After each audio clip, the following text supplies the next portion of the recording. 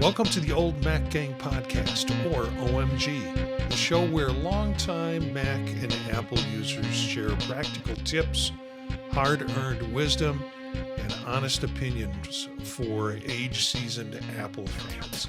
I'm Marty Gensius, a longtime Mac user, podcaster, counselor, educator, and professional button clicker. I've lived through a lot of Apple transitions, as we all have. Some of them are brilliant and some of them are not so brilliant. I'm talking to you, Liquid Glass. Um, so, our panel is experienced Apple users who've seen rumors come and go and who aren't afraid to call it like it is. Joining tonight are Chris. We'll start with you. Hello, I'm Chris. I'm a 78-year-old retiree here in Tucson, Arizona. I worked for Apple for a little bit. I've been around the Mac since 1984, spent some time with Apple user groups, and did some university IT, and now I'm retired and playing with all my current Apple toys and enjoying it a lot. Charlie? I'm Charlie Lindahl, 70-year-old retiree.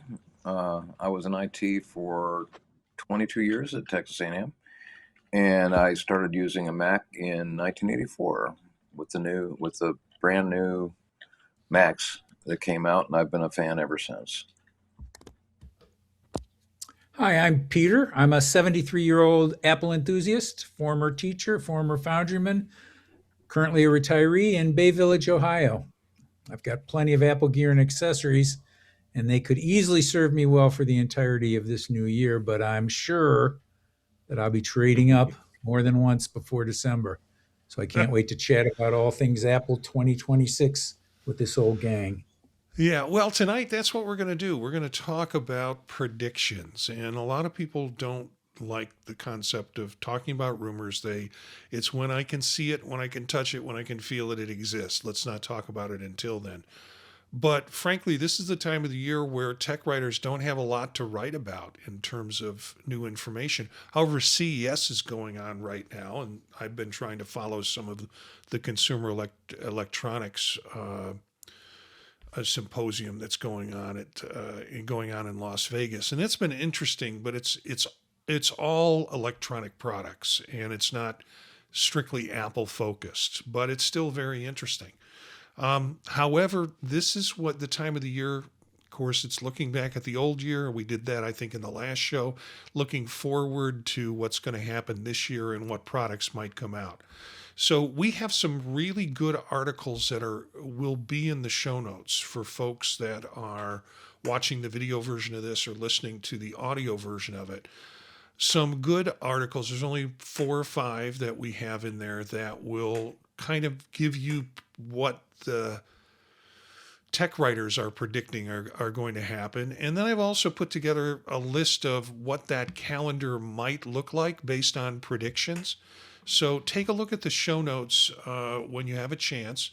We're going to be talking about our own thoughts about what's coming up in the next year, but taking these articles, pulling out what's going to supposedly happen when, this is what I came up with in terms of a list of when we might see things.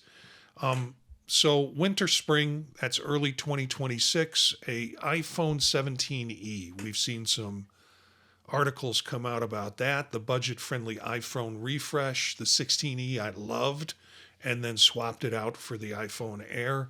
Low-cost MacBook, entry-level MacBook. This seems kind of exciting. They say low cost. What they mean by low cost in terms of Apple dollars is around $600 or maybe up to $900. And when they say low cost. But there's a bunch of articles in terms of the low-cost MacBook, the MacBook Air M5 coming out, a MacBook Pro M5 or Pro Max coming out, which is a performance refresh, Studio Display, which I know Peter is interested and curious about, a Pro Display XDR, entry-level iPad 12th generation, iPad Air M4, iPad mini with OLED possibly coming out in the spring, and then AirTag 2 and looking at with improved UWB tracking. And then Apple TV with a 4K refresh, HomePod Touch, which they've been talking about that, but HomePad with a smart display, and then HomePod Mini 2. That's just in the spring in terms of new product releases. And they seem to be more centered around speed bumps and performance bumps than actually new products, maybe with the exception of the iPhone 17e and the potential of a low cost MacBook. In the summer, Mac Mini M5, a Mac Studio M5, either Max or Ultra. And then we have WWDC occurring, so you'll see upgrades in iOS 27, iPadOS 27, macOS, watchOS 27. Those have been announced. I imagine we'll also see a visionOS 27. And then finally in the fall, of course, the September-October releases, the iPhone 18 Pro and Pro Max, a foldable phone, first generation that Apple has been talking about. We've seen more of that, including some exciting stories coming out of CES with regard to Samsung's foldable display that they have created that is creaseless, which is the big issue for a lot of foldable phone users. iPad mini, possibly OLED. If not, we'll see an iPad mini in the spring of 2027. AirPods Pro 3 with cameras, Apple Watch Series 12, Apple Watch Ultra 4, and then a MacBook Pro redesign, which will include OLED, which seems weird. With these predictions, they're saying in the spring we're going to get a new speed bump with MacBook Pro with an M5. But then they're going to do it again in the fall with a redesign and an OLED screen. And then late 2026, Apple AR glasses, possibly we'll see that in early 2027. And then smart home accessories like cameras and doorbells. That's a pretty long list of potential products that we'll be seeing. So, guys, what Apple hardware are you most excited about or skeptical about? And since I've done most of the talking at this point, I'm going to turn the question over to Chris. So I'm going to ask Chris, what Apple hardware are you most excited or skeptical about in 2026 and why? Okay, well, on the excited side, I am looking forward to a potential M4 Pro laptop. And this probably 48 gigs of RAM, 2 terabytes of storage, currently close to $2,900. Talking with the university bookstore here and the tech department, they're saying they expect a healthy price drop when the M5 Pro chips come out. So I'm looking forward to that. That could be real interesting with my photography, and to use my M1 as more of an archive machine than to just outright replace it. So that's on the positive side. On the skeptical side, from what I've seen with a foldable iPhone, I've got real question marks as to, I certainly couldn't make a use case for myself because I don't use a Mac Mini, and I'm not sure how an unfolded foldable iPhone differs from a Mac Mini. Maybe I'm sure we'll find out. But in the meantime, the concepts I saw on Mac Rumors and other places was that it was going to be 2 iPad Airs with a foldable screen on top, basically, and hinged, right? And then the iPad Air got a really bad reception, and which is something I'll talk about a little bit later. But so I've got skepticism around that. Yeah, I think I'll just leave it there for now. Charlie? I think the most interesting device that might be coming out is the Apple glasses. The prototypes they've shown, it's not meant to be a Vision Pro, but if it's under $1,000, I'll consider it, and a lot depends on the battery life. what it does. Um, and the other thing is, I'm hoping there will be a cheaper Apple Vision.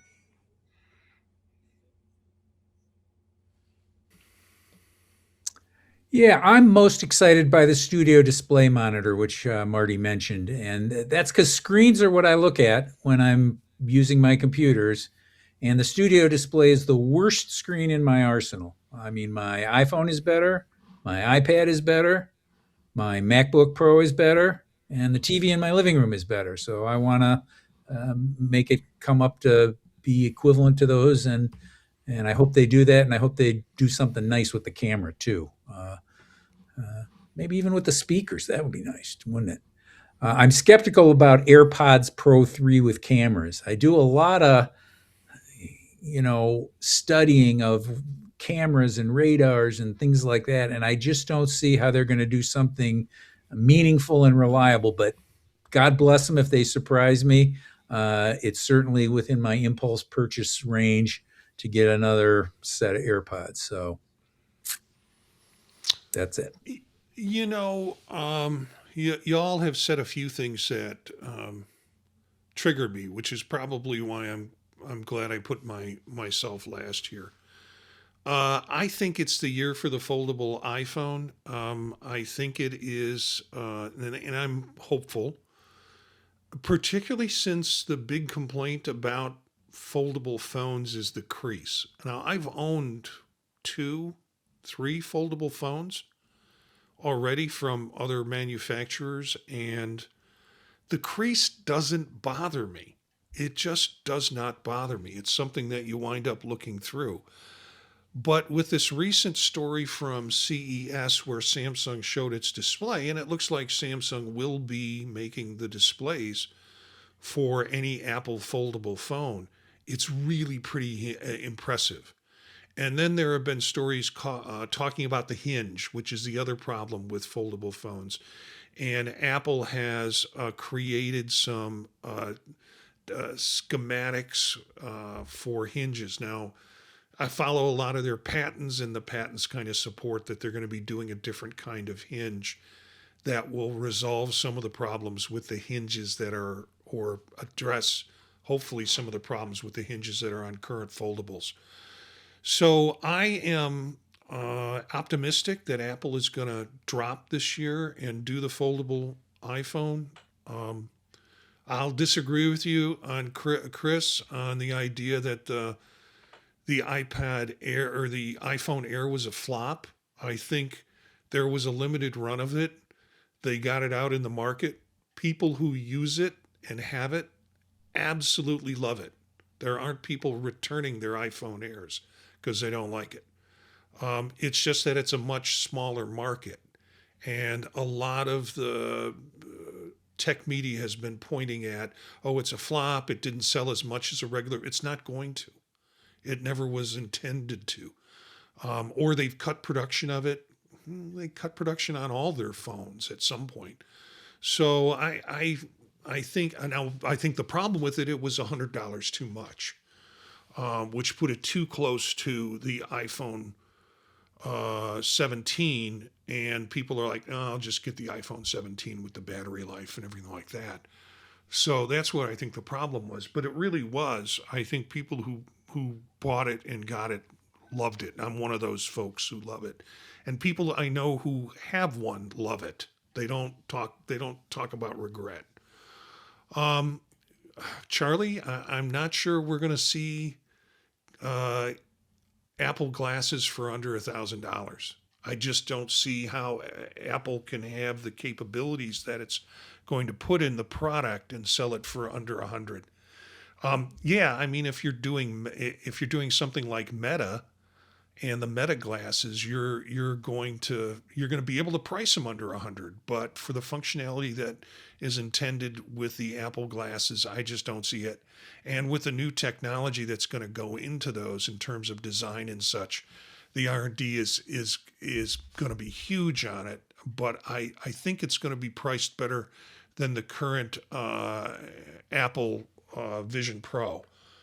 I don't see Vision Pro dropping at any time in terms of price. Again, that is another niche market. You can get M2 versions of the Vision Pro for like $2,500 if you seek them out from reputable resellers. There's also a lot of people scamming folks at lower prices because they know people want Vision Pros at lower prices. But my two things are I'm hoping the foldable iPhone happens and that Apple glasses. I'm most skeptical about this interactive HomePod. There are other product lines like the A Lady and Amazon that have these kind of sound slash interactive devices, and they overall don't meet up to expectations of what people want out of them. I have a few of them myself in my household, but I'm most skeptical.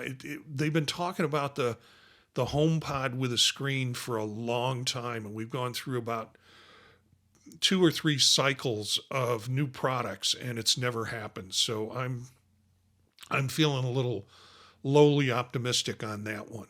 So that's kind of my take on it. How do you think Apple's software strategy, iOS, macOS, AI, and Siri will impact users this year? Chris? Well, to start off here, there's no question that Siri's the big wild card. And, everybody's wondering, what this new version is going to be like. Depending, it has the ability to involve literally every OS, because if it reaches into the foundations of the operating system, then it makes all sorts of stuff available, so that sort of Apple intelligence everywhere. The link that Charlie shared with us about the Apple glasses, one of the big selling points is Apple intelligence being used and all of that. And the other part of that, of course, is the Apple private cloud computing part for, a large language model if you don't have room to run that on, a laptop with a lot of RAM like I'm looking at. So I think this is going to hinge an awful lot of stuff. And I've mentioned before how ChatGPT really changed my digital world last year and continues to do so. And I'm just really curious how, a new Siri might interact with my stuff. And right now, the Apple world for me is very separate with my calendar and my mail and all of that and messages from what I do on ChatGPT. They're two different worlds. But to the extent that we could bridge those with some sort of a Siri product could be really interesting. And I'm thinking about this in a really constructive and creative way. As seniors, we all face the drop in cognition and memory and those sorts of things. And, for reminders, the word you can't think of, the reminders of your dentist appointment, all of these kinds of things, that there's lots of stuff that Siri could get involved in. And it begins to ultimately approach, John Scully's Knowledge Navigator, which we've talked about before and shared some links. So this to me is, really the 800-pound gorilla in the room. And we'll just have to wait and see. It could easily stretch into 2027 or iOS and the operating system's 27 as well. Apple's already sort of hinted at that. So it'll be interesting to see, and things should start hopping with 26.4 in March or April. So looking forward. Charlie?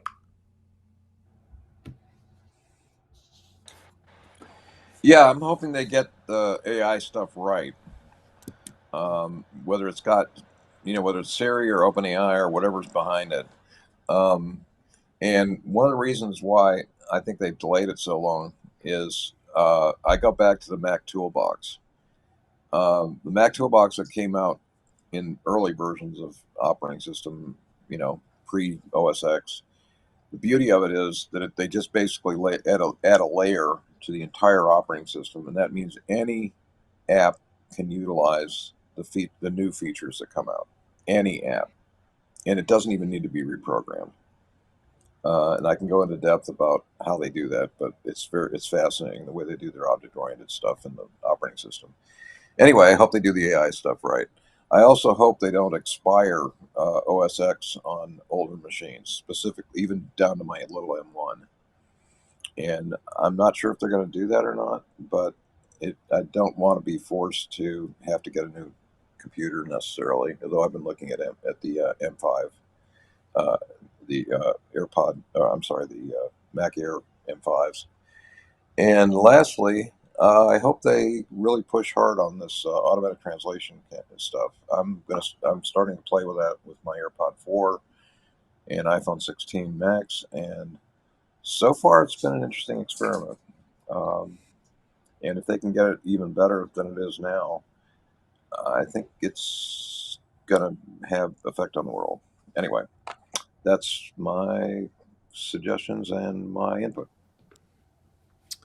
Well, I agree with both Chris and Charlie that AI is the big news. It's the big buzz. It's what all the pundits are looking at. Uh, and maybe Apple will do something, maybe they won't. I really can't discern that. I really don't discern a clear software strategy from Apple over the last 10 years. I mean, not in the sense that I look at early Apple and think of, oh, they were all about usability or they were all about design consistency between devices. Right now, it seems like they'll throw anything against the wall and then see what works and eventually clear out what doesn't. And so right now, they seem very reactive and haphazard. Although, as I'm saying that, that's a lot of the way life works. I mean, we have genetic variation and natural selection. So maybe Apple's strategy is actually, a way to evolve things, and maybe that's a smart strategy. But I don't discern that's what they're doing either. But if it is, maybe that's great. Yeah, I think it's do or die for Siri this year. I uh, they were Apple was embarrassed in terms of the rollout that's gone on with their S Lady over last year. The first year they made all sorts of promises, didn't happen, and I think they kind of got caught with their head on the chopping block. And so this year, I think there's going to have to be some significant changes to Siri. Now, the problem is, I think people still want Siri to be ChatGPT. It's not ChatGPT. It was never intended to be ChatGPT. That's why it hands off stuff to ChatGPT. It's really meant to be privacy focused, contextual intelligence, artificial intelligence. And so, whatever Apple does with it, I think they're going to do something that's will surprise us. And it'll work. That's going to be really important. And it'll roll out on time. However, I don't think it's going to satisfy the critics because the critics keep wanting it to be something it's not intended to be in terms of, yeah, we'll just take all your stuff and we'll have it available and it'll be this big database. And no, Apple wants to keep the privacy issues associated with it. So the S Lady is going to look a lot different than Gemini, or I heard a term today which I thought was absolutely funny: microslop. Instead of what is it, the Microsoft artificial intelligence that they've now incorporated into everything. In fact, I got all of the updates on my 365 apps because it now has the Microsoft AI portion of it, and somebody referred to it as microslop, which I thought was funny. I don't think they're aiming for that. I don't think they're. I think they want the S Lady to be a private, contextual, functioning, very well functioning. Because I've been asking it things, and it seems like it's gotten worse. But very well functioning, but within the privacy and the context, and everything else will go out to whatever service you want to use that won't risk your context. So that's sort of what I think is part of the software strategy. And whatever they do, people are not going to be happy with it because it's not going to be like Gemini or Grok or Perplexity. those are going to be all services that might be part of the infrastructure, but the S Lady is going to be private, contextual, and related to information that you need that's part of your stuff that doesn't need to go out to the universe. So, what Apple product or initiative has the highest risk of disappointing in 2026? Chris. Well, again, on the software side, Siri. And, just to pick up on what Marty was saying, one of the pundits recently shared that he thought Apple and Google may be the long-term winners because they've got the hardware. They've got it integrated into an operating system. And that, in the long run, may be a lot more important than the standalone apps. Now, it's an interesting point of view, and I totally agree. Apple's much more interested in how they can apply AI in, as opposed to like the theoretical AI, it's more the applied AI. So we'll see on that. On the hardware side, I think the risky points, as I've mentioned before, are the foldable iPhone, although I really like what Marty's saying. And I knew right away when I saw the Apple Air, the iPad, iPhone Air, if I can get that right, that was a perfect phone for Marty. He doesn't use a case. He doesn't do a lot of photography. And by the way, 80% of the iPhone pictures worldwide use the original lens.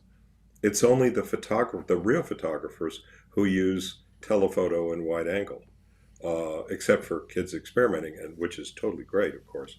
So, and then in terms of the Apple glasses, I'm a little skeptical too.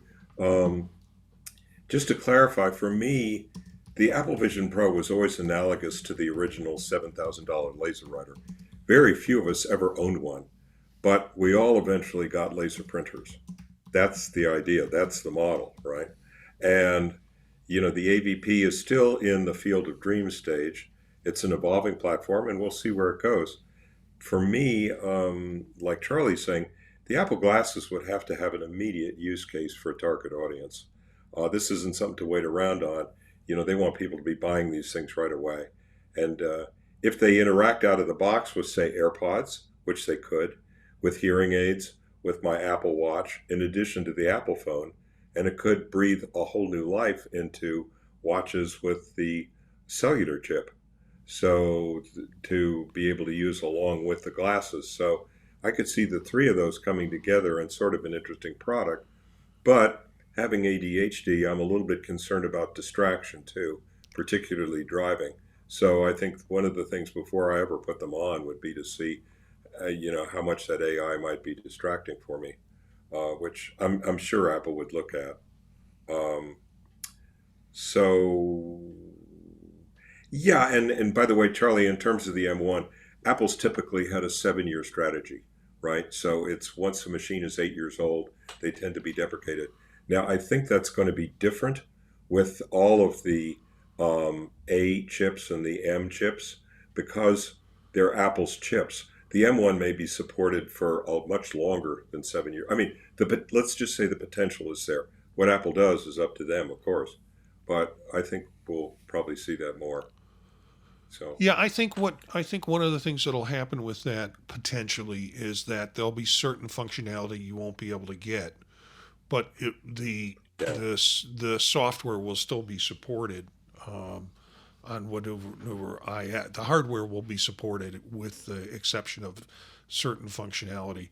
I know Peter mentioned this. I'm going to jump in here a little bit, and then we'll go to Charlie. The use of cameras in AirPods. I read something just today where they were talking about how that could be for visual assist in the sense of someone who has vision, and that fits right with Apple's kind of focus on accessibility. Now, do I need that? Probably not, but I might, or sometimes it might be important. But Apple has a big following in terms of people with accessibility needs because they do that right with software. And this article was talking about why would you want cameras? Well, it could potentially identify objects for people who have visual impairment. So I know Peter will be coming up, but Charlie, your thoughts about what Apple products or initiatives have the highest risk of disappointing? For me, the Apple glasses, if they don't they don't put it pretty near 1,000 or and have good battery life, I'll be disappointed.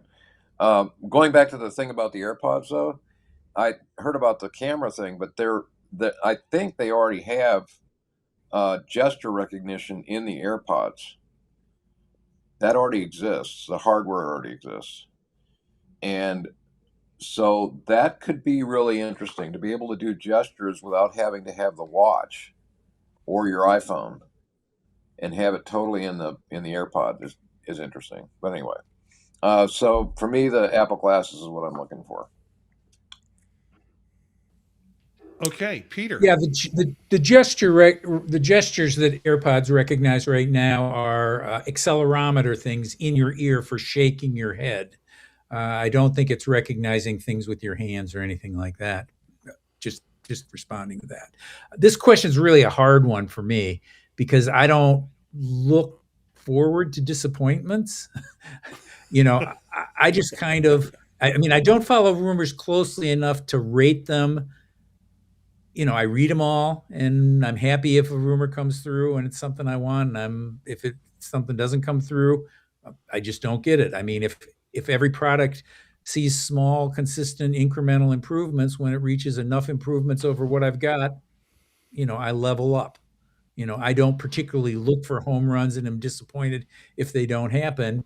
I just happily use my Apple Gear until there's something a little better, and then I jump for it. I mean, even with AI, which I know is such a big deal, I press my power button and I talk to Siri. I press my action button and I talk to ChatGPT. I mean, it's easy enough to work with what's there now, and be happy for a good while. Well, I've kind of already expressed my concerns about what could be problematic in the next year, and what I think the biggest risks are for disappointing in 2026. And it's the S Lady. And not because I will be disappointed in the S Lady, not because maybe Peter will be disappointed in the S Lady, because Peter just said he likes these small incremental things are okay by him. That's fine. He just likes to see things moving forward. I think the expectations are so high on getting it fixed, and what fixed means is different for different people. Fixed, as I said, to some people said it should be better than ChatGPT, it should be better than Perplexity. Completely different purpose, as I mentioned before, from a contextual standpoint. So I think the expectations are going to be too high for the S Lady, and in many eyes, people are going to see it as another failure, without understanding the specific purpose that Apple does. Now, I saw something in the last week where they were talking about some of the major uses of AI and the problems that are happening with AI. And I read this article. I wish I had kept it. But the article basically stipulated some of the problems that were with AI. And as I read it, I thought, this is why Apple is taking so long with the S Lady. They do not want these problems. And it might have been security issues. It might have been, I can't remember what it was, but it was something that was so not like Apple's philosophy that it made me think and reflect and go, that's why the S Lady isn't here yet the way we want it, because look what happens when you just kind of put it out as an information source, what you get back and how it uses the information. So, last question. If Apple made a bold move this year, hardware or software, what would it be? Chris. Okay, so I'm going to go off in a little bit different direction here. One or two of the pundits have talked about Apple expanding their release schedule. Now, what I mean by that is right now, as we all know, almost all the iPhones, except for the E model and the watches, come out in the fall, basically in late August, early September.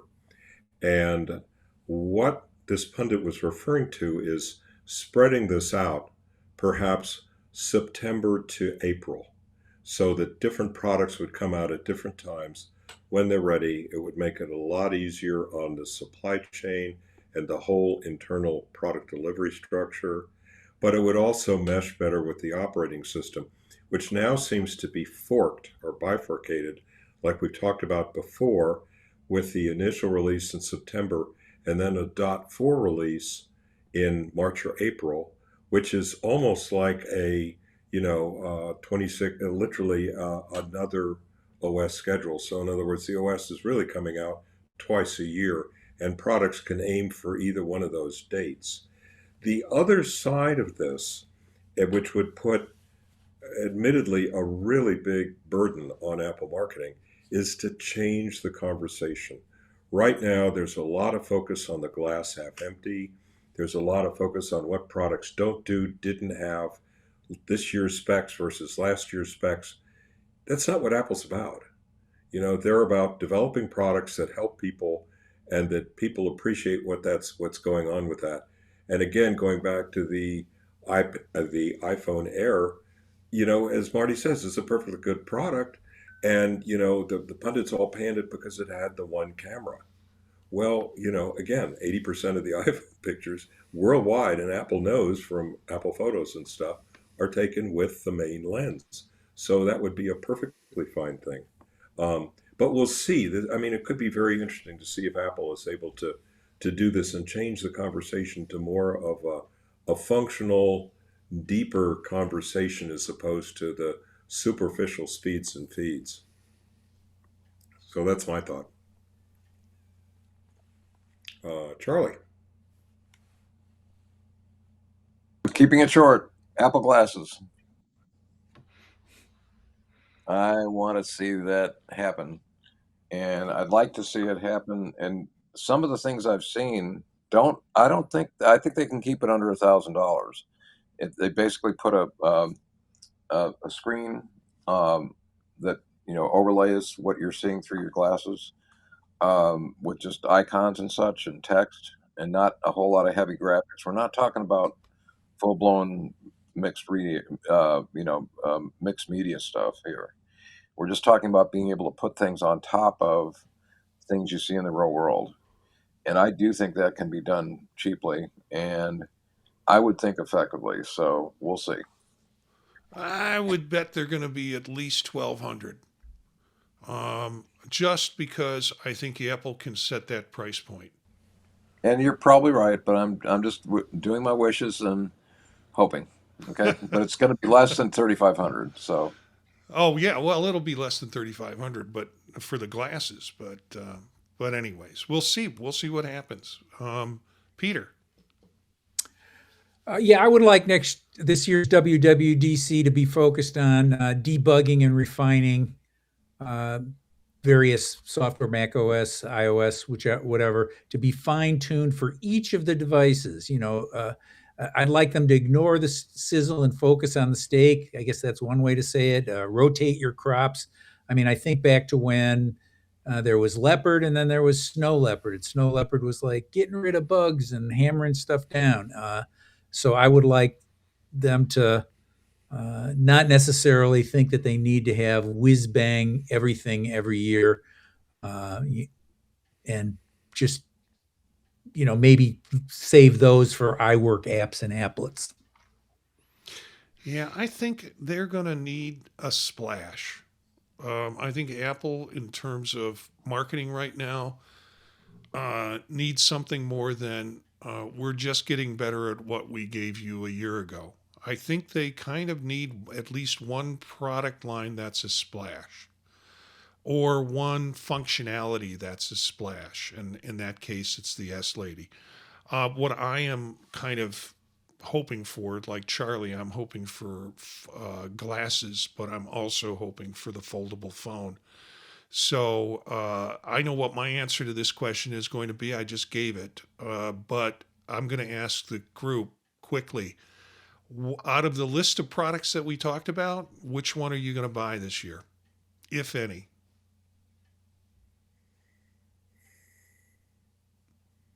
Well, I already mentioned the new laptop for me. Okay. Peter? Yeah, studio display for sure. That's like number one on my list. Yeah. Charlie? Uh, Probably another laptop, M5, N5 Air, or maybe an M5 Pro, because I may be getting heavily into AI stuff, Mhm. and that definitely is the way to do training and all that kind of stuff. Yeah. I mentioned foldable phone is something that I'm setting money aside for. Glasses. I don't think they'll come out with a Vision Pro 2, not until maybe next year. But if they are successful with a glasses launch, then both of those products I'll definitely get. I'm into new form factors more than anything else. So I'm also curious about this low cost MacBook because I think it's something that has potential entry besides iPads. I mean, I have students who use iPads, but I think from a MacBook standpoint, I'd be really curious about that form factor. What's it going to be made out of? How good is it? How light is it? Can I travel with it? Does it manage most of the needs? So I would probably jump on that too, just because I've been looking for that small 11-inch MacBook that I had for so many years that I love to travel with. The keys were terrible. The thing was nice and functional. I loved to take it, and then kind of the support for the operating system stopped on it. I want something small and movable. Yeah, Chris. Yeah, I totally agree on that low cost MacBook. I mean, I think you just said it. Your students who are running iPads right now and are wishing they really had Macs to run the Fold software, that's for them. That's Yeah, for and some them. aren't. Some are And for perfectly anybody, happy with that platform with iPads. But I would like to see what would happen. I want to go back to what do they call them, the web books. That kind of size and functionality. But I sure. I had an old Sony 10-inch or 11-inch, and then the MacBook came out, and it's still sitting there on my shelf. But I can't do anything with it, and I really would like something that quick to grab and take to the office or on a short trip, things like that. So if that comes out, I'll probably try and look at getting one of those. So, any final comments for the group? Nope. Everybody looks good. Good. I hope you had a good holiday. I hope you had some fun with stuff. I didn't do any big product purchases because I already had purchased the big products when they came out in September or things like that. So I was perfectly content with it, and I had relatives asking, "What do you want?" It's like, I really don't need anything. I did get a couple of cool on-air signs with the people in the videos. People who are watching the video can see in the background. But yeah, it was kind of a light tech Christmas for me, which was good because it was such a heavy tech fall for me in terms of equipment and such. So we'll see what happens and what the new year brings with new tech and new possibilities with Apple. And so this kind of wraps up the episode for the Old Mac Gang. Thanks to Chris, Charlie, and Peter for the great conversation. And thanks for you for spending this time and part of your week with the Old Mac Gang. You can find episodes at YouTube at youtube.com/@Old Mac Gang. And wherever you get your podcasts, you can get the audio portion of the show if you like. Our email is thepodtalknetwork@gmail.com. Our PodTalk website is thepodtalk.net. Be sure to subscribe to the show. It helps. I mean, there's no money coming in from this for us, and these guys get together on Wednesday night out of pure joy. Share the show with your Mac user groups if you have user groups, and join us again next time for more practical Apple talk from people who've been using Macs for decades. Until then, take care, and don't believe every Apple rumor that you read.